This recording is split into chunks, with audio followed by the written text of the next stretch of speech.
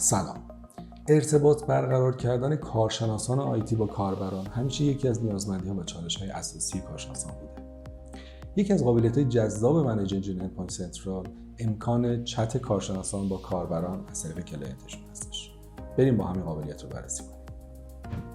خب بعد از اینکه به اندپوینت سنترال لاگین کردیم با استفاده از گزینه تولز رو چت کلیک می‌کنیم. توی این لیست یوزرهایی که روی سیستم ها لاگین هستن رو به من نشون میده. علاوه بر اینکه کامپیوتر نیمشون رو هم نشون میده، میتونم انتخاب کنم از بین اونها و یکی از گزینه‌های چت متنی، تماس صوتی یا تصویری رو هم انتخاب کنم. اگر روی اون کلاگین تجهیزاتی مثل هدفون و وبکم وجود داشته باشه، میشه از این دو تا قابلیت هم استفاده کرد و باهاش تماس هم گرفت. حالا به عنوان مثال من از چت متنی میخوام استفاده بکنم. وقتی که روش کلیک میکنم یه همچین پنجره‌ای برام باز میشه و میتونم متن مورد نظرم رو داخلش تایپ بکنم و برای کاربرم ارسال بکنم. حالا میتونم یه ریموت بزنم سمت کلاینت هم ببینم اون چی میبینه.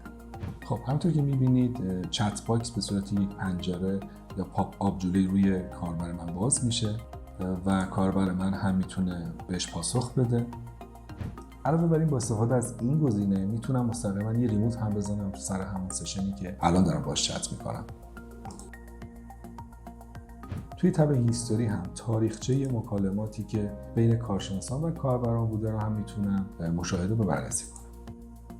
خب ملاحظه کردید قابلیت چت اندپوینت سنترال در عین سادگی میتونه خیلی برای شما کاربردی باشه و این چالش چت رو هم از طریق همین قابلیت اندپوینت سنترال هندل بکنید.